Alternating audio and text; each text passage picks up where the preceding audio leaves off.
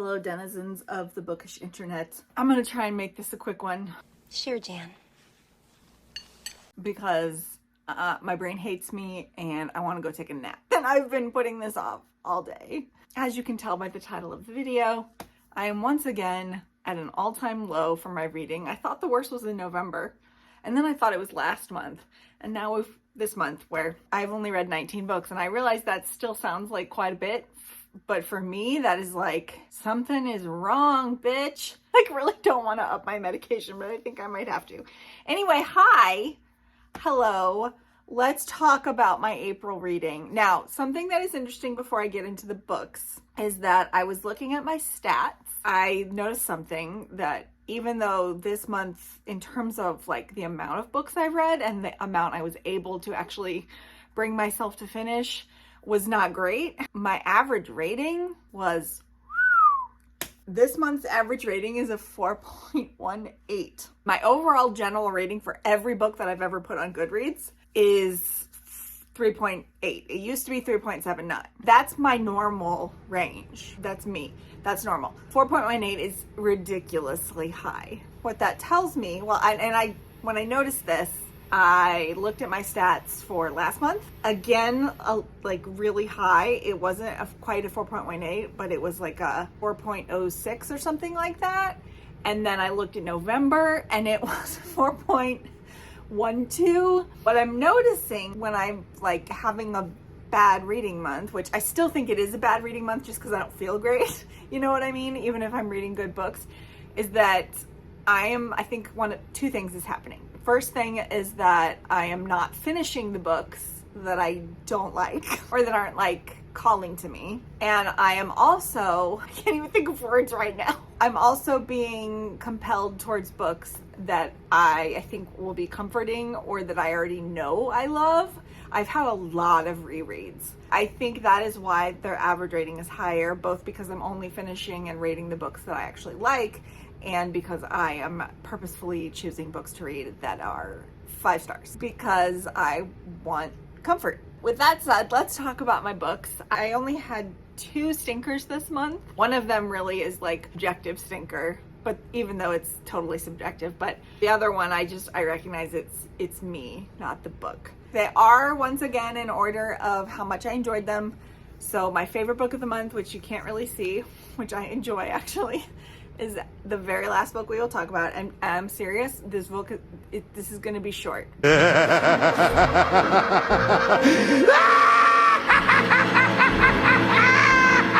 Because I really want to go take a nap. Pippin is laying down right now on my bed, and I want to go lay down with him. Okay, so my first book, which I had a physical copy, but I've sold it. It's gone. It is currently on its way to Ohio as we speak, because I didn't want it anymore. I would normally wait to put it on Pango before the monthly wrap-up was done, but I just didn't care.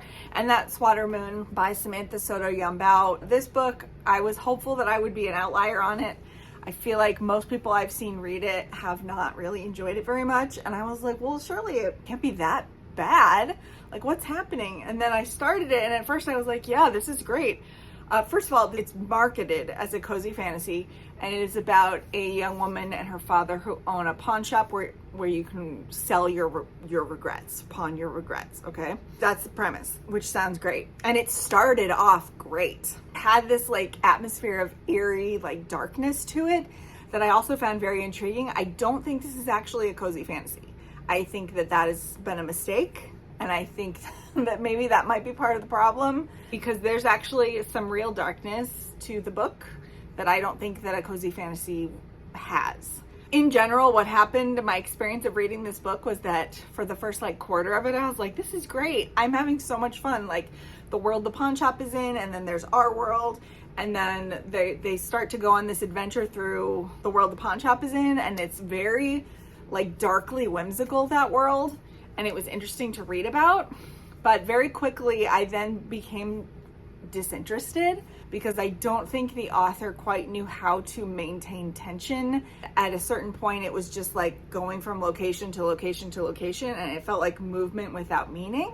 And then at the very end, after I was already done with the book emotionally. I just got super confused. I literally don't even think I understand what happened.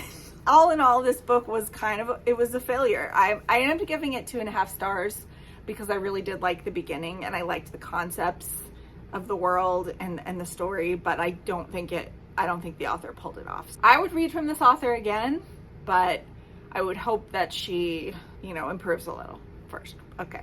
So that was 2.5 stars. I have 1 3-star book, and that is My Big Fat Greek Wedding by my brain, Charlotte Stein. I already talked about this in my last video, my anti-TBR video. She was one of the authors that I think I'm going to read from again, or at least for a very long time. You can go to that video if you want to hear more thoughts about her stuff in general, but this book just didn't work for me in a lot of ways that were really important, even while it was very much working for me in the author's writing voice, which is hilarious. Individual stuff was so great, like 5-star worthy stuff, but the characters' inner monologue and their decision making based off of their extreme insecurities, which is the thing she's done in all 3 books that she's had, just conflict so much with my personal sensibilities. And also it's extremely confusing. Usually I like a book or I don't like a book.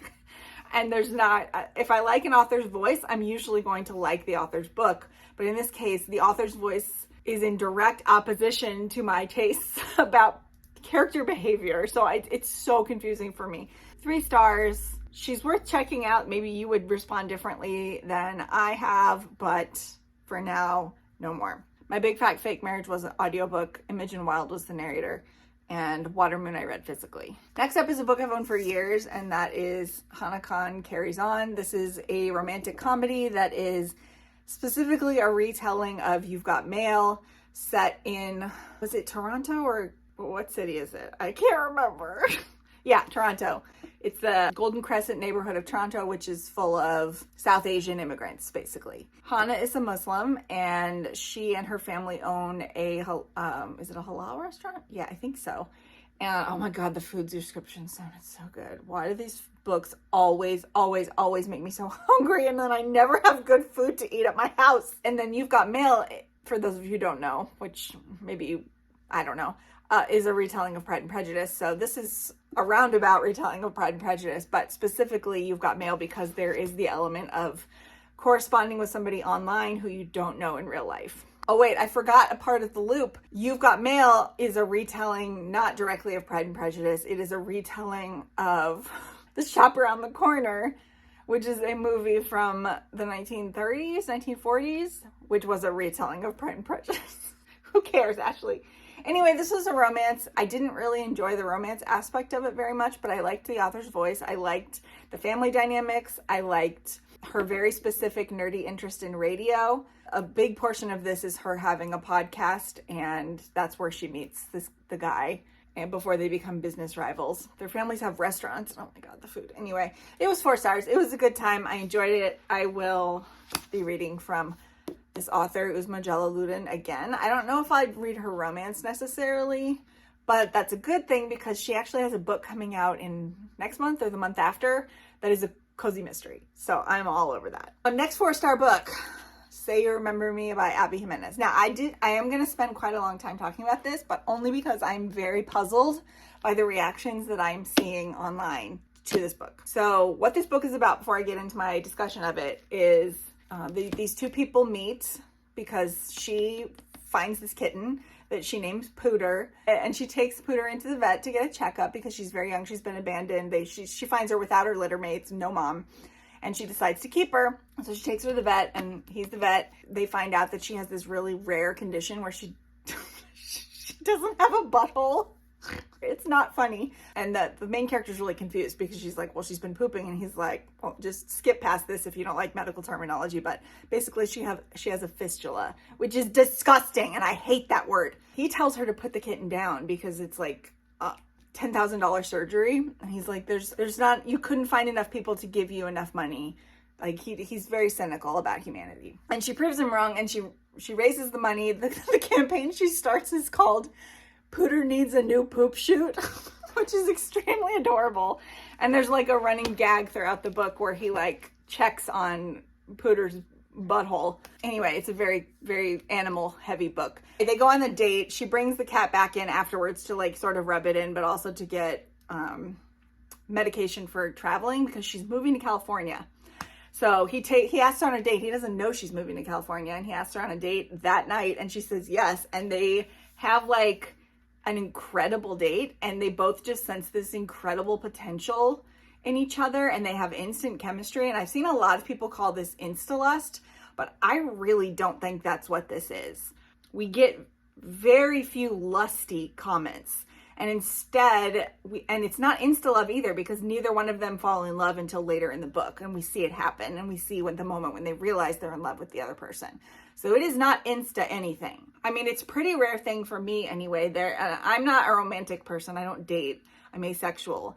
But sometimes there are just people that you meet. And I believe I've met 2 or 3 people in my entire life where you meet them and then instantly you just click, and it's like you've known them forever, and you can just sense this potential in your relationship, and then they stick around forever, and they're that way like your whole life. And I have 3 people, I think, 3 people that I know like that. It's rare. Like most relationships you have to build, and the time and effort and whatever, just time that you spend with somebody, that's what invests a relationship. But there's some people that it's instant, and I think that's what's happened here.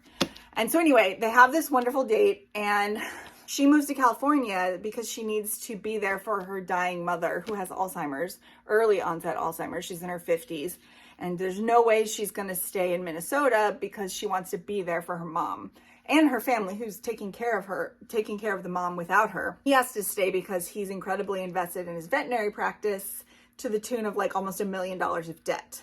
So he can't leave. They end up starting a long distance relationship where basically it involves him working himself to death to earn money on the week, like take extra shifts at emergency clinics and stuff like that, so he can pay for plane tickets to go see her. And we also see their lives separately and how miserable they are apart. So that's the main thrust of the book. And I think that I see my issue with this book, which is why this is only a 4-star and why it probably won't stick with me very much, is because the conflict just isn't as inherently interesting or emotionally, the word I'm looking for. It doesn't emotionally hook you as much as the emotional conflicts in her previous books have done. I've seen some people say it's repetitive, and I think that's a symptom of the bigger problem, which is that it's just not that fun to read about 2 people constantly back and forth to each other. Like, it's just not that fun of a plot. So I think that's what people are responding to. But I've also seen other complaints where they're talking about how this doesn't even sound like Abby Jimenez's writing voice. There's too much slang in here. I don't even know what all the other complaints were, but I was expecting this to be an atrocious piece of from how other reviews were responding to this. And imagine my surprise when I go in and it's just perfectly fine Abby Jimenez book with her regular voice. The slang comment, the Gen Z TikTok comment, let's talk about that. Because first of all, the character saying that stuff is young. He's Gen Z. Occasionally some of it slips to the other characters, but again, she's in her 20s also. So she's on the cusp of being Gen Z. But here's the thing about language. You guys can hate TikTok all you want. Language, and when new words exist and then they creep their way into the general language, that's going to happen. The language creep is going to happen. These terms that people are annoyed at when they hear it and they cringe and they're like, they're here to stay, or at least for a while. And they're not just going to be relegated to TikTok. It's going to go out into the whole world. This is just like when people got all over millennials for saying like, or like the Valley Girl thing, where that infiltrated the 90s culture. That's just my experience, where people would like mock my generation for saying stuff like that. Or like how the Gen Xers were all like chill grunge dudes and they're like, hey man. There's always going to be pushback from older generations when newer generations take language and make it their own. And you're fine not to like that, but there's absolutely nothing wrong with words spreading and being used in new contexts. And that's normal and natural. And I just think that's a silly complaint to not like a book about. There's also people mad at her for mentioning Rhysand, the Sarah J. Maas character. And I did not like that. I mean, one mention would have been okay, because I get it, because like the type of women that mention him, like they absolutely have read ACOTAR, and they absolutely would compare men in real life to Rhysand. Like that's an actual thing that I've seen happen in real life. So of course it's going to happen in the book, but God, they mentioned it 4 times and I was like, that's too many. Twice would have been too many for me. Once would have been enough. I just don't understand the complaints here. I don't get it. If you like Abby Jimenez, you're probably going to like this. It's not her best book for sure, because I think the story at its core was a little bit flawed to begin with, like the premise. Like I think she made it as good as it was ever gonna be, but it's not ever gonna be as good as the last 3 books that she wrote. Anyway, those are my thoughts about Say You Remember Me. Perhaps they are controversial, but this is a perfectly fine book, even if I won't remember it 2 months from now. Those were really the books I wanted to say the most about. Now we're just gonna zoom through because we're at 18 minutes and the bed is calling to me. I started and finished the 2nd book in the Bridge Kingdom series, The Traitor Queen, and I'm reading book 3 right now. This book was a very good conclusion to the first duology because it's a series of, I think it's gonna be 6 duologies. No, sorry, 6 books. 3 duologies set in the whole Bridge Kingdom series. I don't know if she has plans to go beyond that, but this wraps up Lara and Aaron's story mostly. I thought it was a good conclusion. This Bridge Kingdom being strategically set, and Lara, the main character, being a raised assassin spy to go in and infiltrate this kingdom and learn their secrets. And this is all the fallout from book 1, and I thought it did a really good job. And I read it super fast, like I think a day. I think I read this book in a day. That's with me being brain broken. So very compelling. I'm gonna get through the next books way slower though, because these books are all like 350, 400 max pages. I think they're all under 400, but books 3 and 4 are like 500, 600 pages. And I'm like, what the hell? Next up, I finally read The Night Watchman by Louise Erdrich. I was supposed to read this last year for, I think, Read Harder. Yeah, this is really good. I'm happy that I'm finally in a place where I can enjoy Louise Erdrich's writing, because I read Tracks in undergrad, or was it graduate school? I think it was undergrad. And I really just was not in a place to appreciate the literary aspect of her writing. But what I like about her is that she's also got this like sly sense of humor, and she's not beholden to the genre conventions or the like, I must impress the smartest white man in the room, I must be the smartest white man in the room thing that a lot of literary fiction has going for it. Also, this is based on a true story. Louise Erdrich's grandfather, or was it her great-grandfather? Yeah, grandfather, because she includes a summary of his letters. So he was actually really important in the formation of reservation in rural North Dakota, Chippewa council member. He's a council member of the Chippewa. Back in the 50s, when this was taking place, the government in DC decided to test out this theory of like, what did they call it? Emancipation for North American Indians. Basically, which would be like, you're free, you're just like the rest of us. Meanwhile, they're not just like the rest of us, and they rely on government help and reservations and all that stuff to survive, and they're barely surviving as it is. So it's his journey over the course of the book, along with some other members of the community, to put like a band together and then like raise money and awareness, and then go to DC to talk in front of a committee to convince them not to emancipate Native Americans. It was really good. I mean, it's not plotty, it's literary fiction. It's very character focused, but it was good. I really enjoyed it. 4 stars. Next up is Check and Mate. You'll be hearing more about me later for this, hopefully. If I ever finish the vlog, but I can't because my brain's broken.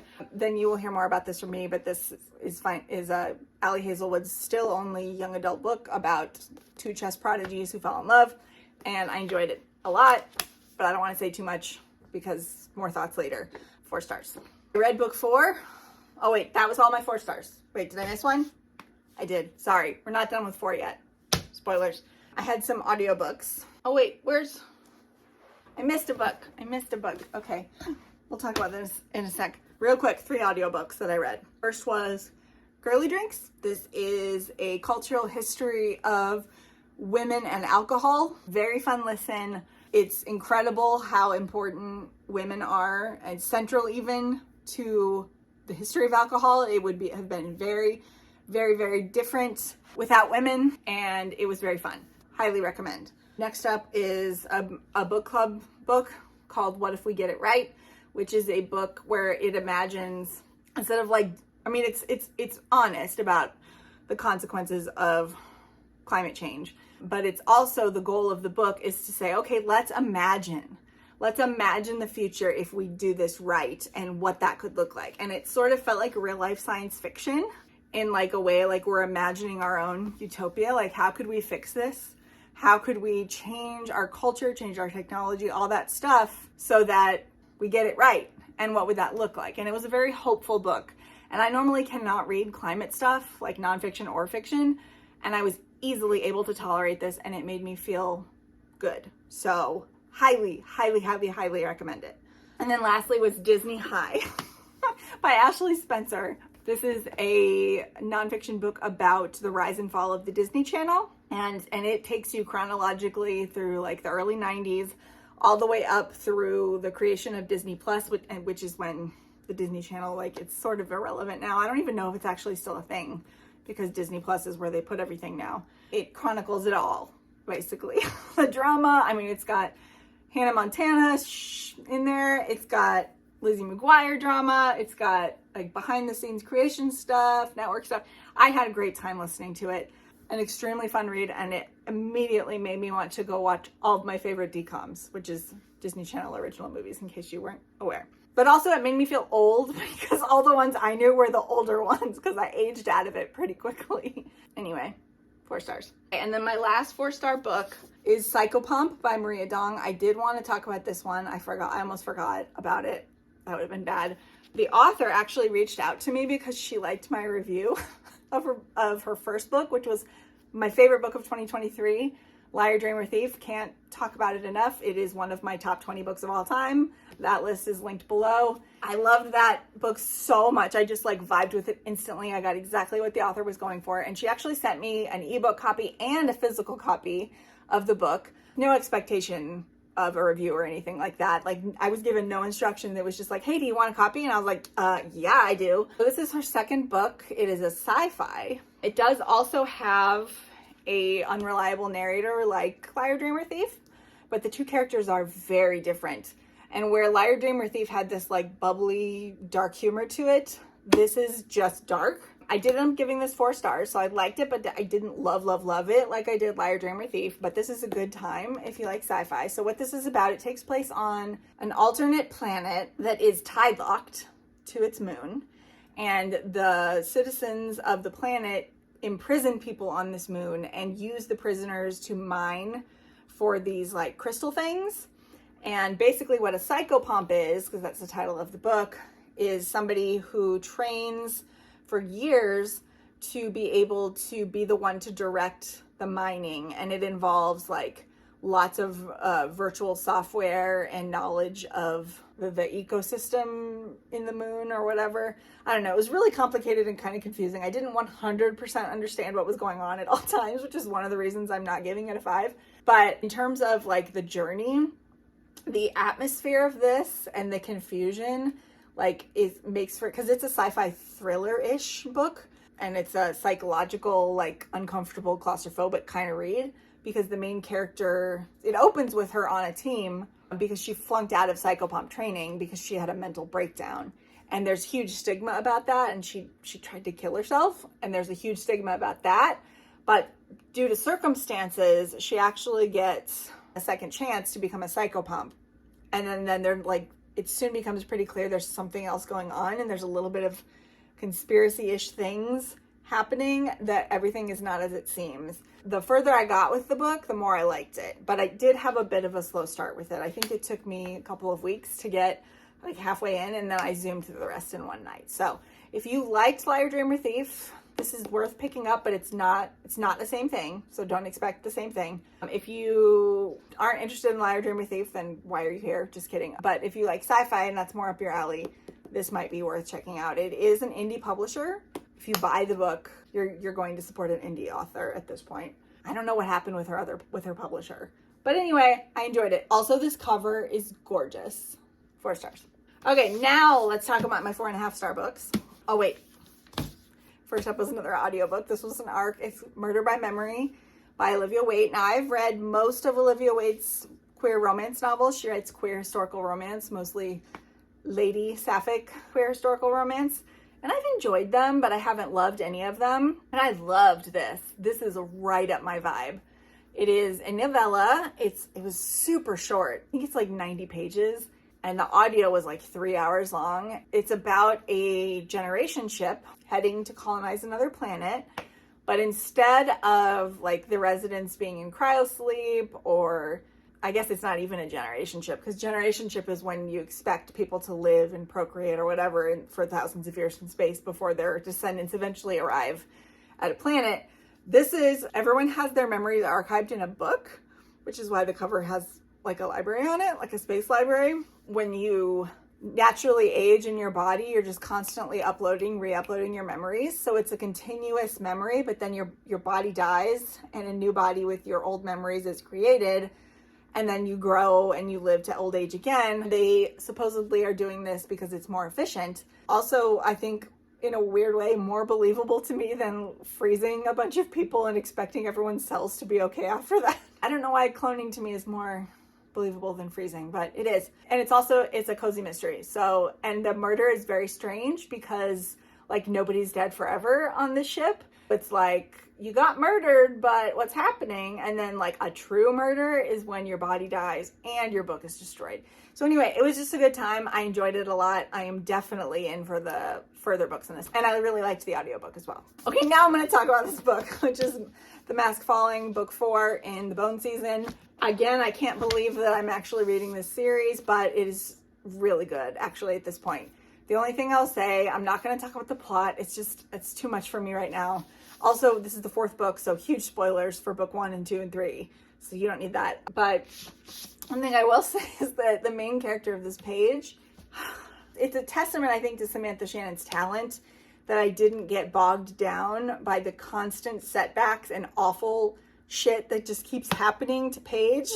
Book after book after book. Like this book, it's just endless what happens to her. And I know they're going for a happy ending eventually, or like a bittersweet ending at least, maybe. I don't know. Something I did learn, because if you go to the author's website in preparation for book 5, she put up a guide for old readers of the Bone season, because this is the revised edition. And I've read books 1, 2, 3, and 4 now in the revised editions where she changed some pretty significant things. And so there's a guide on there if you don't want to read the new versions, but you want to be able to read book 5, which is only in the new revised storyline continuity. Like there's no more continuity in the original 4 books before they were rewritten. Like there's not going to be a book 5 in that continuity. I learned while reading all this stuff on her website, something I didn't know, which is that this started as a vague retelling of the myth of Prometheus and Pandora, which I didn't even know those two were related. So it shows what I know, but they are. So if you want to look it up, vague spoilers for the Bone season. I had a good time. Going to be reading book 5 soon. 4.5 stars. And then I did manage to finish one book from March when I started like a bajillion books and didn't finish them. So I got this one off my currently reading list, and that is The Buffalo Hunter by Stephen Graham Jones. I feel like this is a 5-star book, but I'm only giving it 4.5 stars because personally for me, I think I needed to do the hard copy the first time through because I wasn't paying as good of attention as I should have been, and I wasn't paying attention to nuance specifically. And I feel like this is a really nuanced book where you can very easily miss things and then miss bigger things later on. And I feel like that happened to me for sure. So this was an imperfect reading experience for me. So I have a physical copy and I can read it and it's gorgeous. I need to read it with my eyeballs and then I feel like it'll be a 5-star book, but the 4.5 stars rounded down is a reflection of my actual experience this go around listening to the audiobook, which, and I want to clarify, it is not a bad audiobook at all. In fact, it's probably one of the better audiobooks I've ever listened to in terms of production quality and narrator quality, because there's 3 different timelines and 3 different characters that we have POV from, and it's epistolary, so it's journals and testimony, and then the character in the present day who is reading the journal and translating it, or transcribing it, I mean. And so each of them get their own narrator, and all 3 of them were amazing. It's not that it's a bad audiobook, it's just that I specifically, for my brain, I think I needed to read this particular book with my eyeballs first. So I'll do it backwards and I'll attack it with a pen someday. but for now, 4.5. My last 4.5 star book was This Inevitable Ruin by Matt Dinniman. This is the currently last published book in the Dungeon Crawler Carl series. I had been putting it off since it was released in November, and now I'm done with the series as published, although book 8 has been announced. I think it's coming out in November. It's called Carl's Book of Boom, so that should be fun. But this is actually the first book in like 4 books that I have not given a progressively higher rating to, and that is because, I mean, I'm not going to talk about the plot here. It's a guy in a like reality show dungeon under the earth after the earth has been destroyed and taken over by aliens. Like, that's what you need to know, and it's satire. And there's a talking cat named Donut, and I love her so much. The reason this one gets 4.5 is just because I feel like this book was a little too long. Just like, I feel like maybe 100 pages could have been cut. Like, it was an 800-page book. At least 100 pages. Just trim it up a little. And then the other thing, this is totally personal, and that's that where there was more of like a game aspect and reality show aspect to the books previously, this book is pretty much all battle scenes. I would say it's like 60-75%. I mean, they call it faction wars, and they've been leading to this for 4 books now. No, the whole series has been leading up to faction wars, because we first heard about it in book 1. And I'm not like super interested in battle scenes. It's just not something that really interests me. Like, those scenes I usually have to get through to get to the interesting stuff. So to have a book that is almost entirely made up of battle scenes, and don't get me wrong, they're great battle scenes. Like, they're all different from each other. They're all very easy to understand what's going on, and they forward the plot. It's just, there's so many of them, and it was a little too much for me. Like, I missed the gameplay and the satire and all the other stuff from the previous books, but it was still really good, and I can't wait to keep going. I'll be happy to go back to the tone and pace of previous books that weren't so heavily like battle focused, if that makes sense. So 4.5 stars, and I will start my reread soon. Okay, now we're on to my 5 stars. Oh, I have to get one. Hold on. I reread The Two Towers by J.R. Tolkien. I didn't read a paper copy. I did the Andy Serkis audiobook again. Oh my God, it smells so good. It's perfect. Don't have much to say. Love this book. I actually noticed a lot of things that I'd never noticed before, so that was fun. What else is there to say about Lord of the Rings? Excellent book. Now there's 3 new 5-star books. This is the last book I finished in April, and that is When the Wolf Comes Home by Nat Cassidy. I got a audio arc of this actually, so that's how I read it. But I did want a paper copy, so I got it on release day. This probably isn't this one is, I think, a runaway hit. Like, people have been loving it, and it has a really high rating on Goodreads right now. All of his other books are under 4 stars for an average rating, but this one is currently at like a 4 point something, and it's pretty high. But this is like his homage to the classic 80s, 90s horror thriller paperbacks, like Firestarter and what are the other ones? If you go to his review on Nat Cassidy's review on Goodreads, he lists his influences, and he also lists his influences in the back of the book a little bit. But this basically, the premise is that the main character, Jessa, she is a struggling actress who's currently a waitress at a diner. She's having a pretty rough day when she comes home and finds this 5-year-old kid in her bushes. She's like extremely startled, and then that quickly escalates into this very violent confrontation with his father, who he has very clearly run away from. And then that sets into motion all these events. What's so good about this book and Nat Cassidy is that he's so aware of what has come before him, and he's so good at subverting your expectations about what's going to happen. It satisfies the part of you that liked those kind of stories in the past, but it also gives you something new and unexpected. Just as a warning, even though this book is very focused, and he says this in the beginning, it's very focused on like fairy tales and stuff, it doesn't necessarily have a happy ending. So just be prepared for that. This makes the 4th book out of 4 for Nat Cassidy that I've given 5 stars to. At some point, this man is going to write a 4-star book for me. It's going to happen, but that is not this book. Anyone surprised? 5 stars, The Drop of Corruption, the second book in the Shadow of the Leviathan series by Robert Jackson Bennett. I had such a good time with this. It's the type of book where you just forget you're a person and you just read, because the world building is so cool and the characters are so fun and it's creepy and the mystery was really good, even though I figured it out, which is usually a knock against the mystery, but in this case it really wasn't. I'm just that in tune with Robert Jackson Bennett. And I'm very excited. The thing about this book is that you could read it very superficially just for the fun and the world building and the characters and the mystery. But I feel like there's something deeper going on, and I'm not quite sure exactly where the author is going with it. But I feel like it was a very deliberate choice on his part to write a book set in a fantasy empire and purposefully write stories that undercut the idea of empire and the idea of autocracy, which he writes a pretty long afterword about how those are bad. Yeah, just a lot of fun. No surprises. Loved it. And then my last favorite book of the month, it is literary fiction.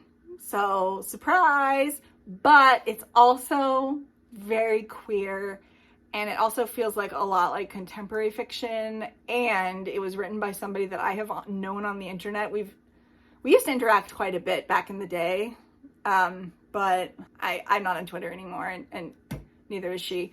I've just moved on from my obsessive TV watching days. Long story short, Emily St. James wrote a book, and if you've been following her on the internet for the last 20 years, she is extremely smart.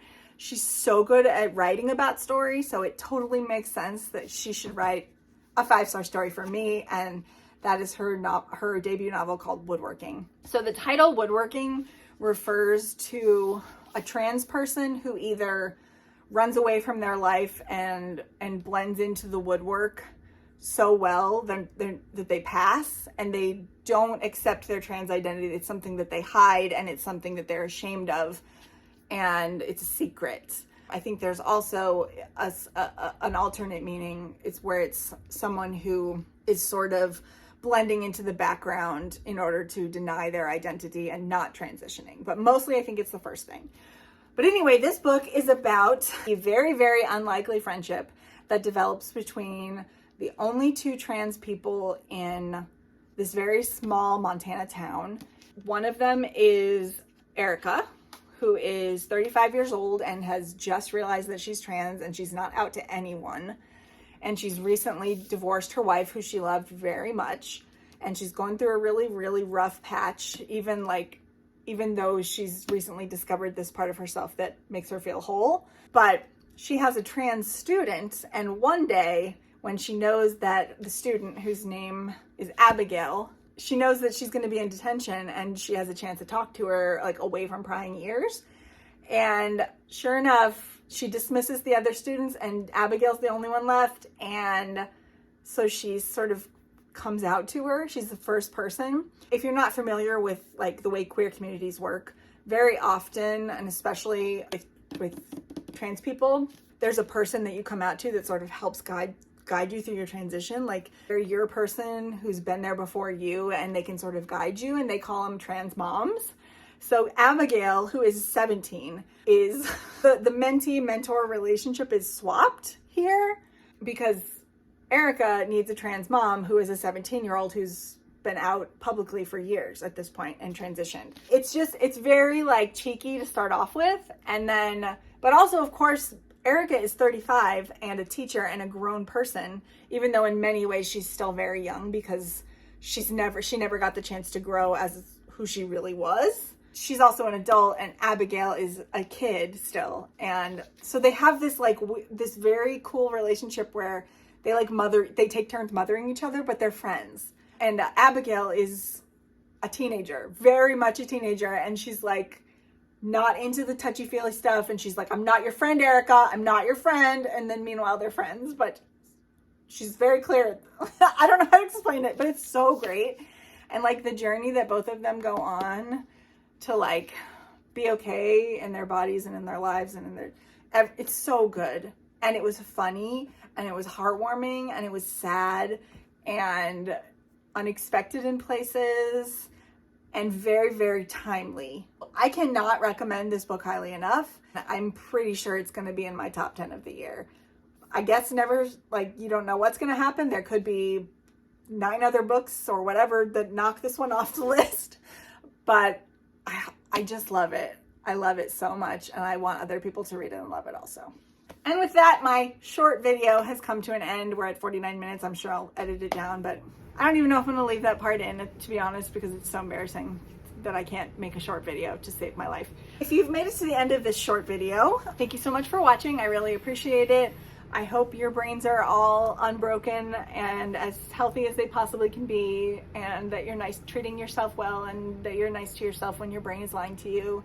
I hope you have a great reading. You had a great reading month, and you have a great reading month to come. If you don't have anything to say about any of these books, or just nothing to say in general, and you want to leave me a comment and support my growth in the algorithm, then please leave me some sort of a drop, like a water drop or a blood drop, some sort of a drop for corruption.